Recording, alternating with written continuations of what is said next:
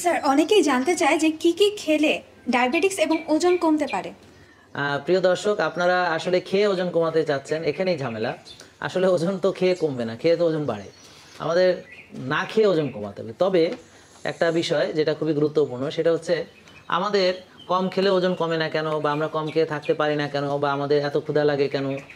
এটার কারণ হচ্ছে আমাদের অনেকেরই ইনসুলিন বেশি থাকে, ইনসুলিন চর্বি জমায়। তো ইনসুলিন যদি আমরা না কমাই তাহলে ফ্যাট বার্ন হতে বাধাগ্রস্ত হয়। এ কারণে আমরা ডায়াবেটিস বা উচ্চ রক্তচাপ বা যাদের ওজন বেশি আছে তাদের ওজন কমানোর জন্য প্রাথমিকভাবে ভাত, রুটি, ফল, দুধ, processed food, ultra processed food এগুলো নিষেধ করে থাকি। আর এর বিনিময়ে তাকে কিছু খাবার খেতে বলি, যেমন হচ্ছে শাকসবজি, যেটা আপনারা চিনেন, ভালো তেল, যেমন সয়াবিনের বদলে অলিভ অয়েল খাবে। তারপরে দেশি মুরগির ডিম বা দেশি হাঁসের ডিম খাবে, বা দেশি মুরগির মাংস খাবে, বা নদীর মাছ খাবে, এবং স্বাস্থ্যকরভাবে সেটাকে রান্না করে খাবে। আসলে স্বাস্থ্যকর খাবারগুলোই সে খাবে, পরিমিত খাবে, এবং ওজন কমবে হচ্ছে রোজা রেখে, ব্যায়াম করে, ভালো ঘুমাতে হবে, মানসিক প্রশান্তির চর্চা করতে হবে।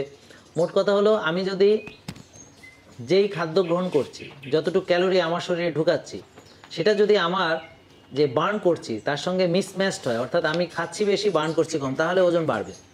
তো আমরা কম খাবো এবং রোজা রাখবো, ব্যায়াম করব, তবে যতটুকু খাই সেটা যেন যথেষ্ট হয়। সেটা আবার বোঝার উপায় হচ্ছে আমরা যেন দুর্বল হয়ে না পড়ি, মাথা ঘুরে না পড়ি। তো আমি এত কম খাবো না যে দুর্বল হয়ে যাব, আবার এত বেশি খাবো না যে আমার ওজন বাড়তে থাকবে।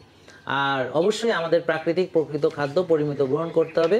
তো প্রিয় দর্শক, বুঝতেই পারছেন যে আসলে খেয়ে তো আসলে ওজন কমানো সম্ভব না।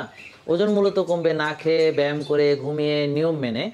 আর যখনই আমরা খাবো তখন আমরা সুস্থ স্বাস্থ্যকর খাবারটি গ্রহণ করার চেষ্টা করি।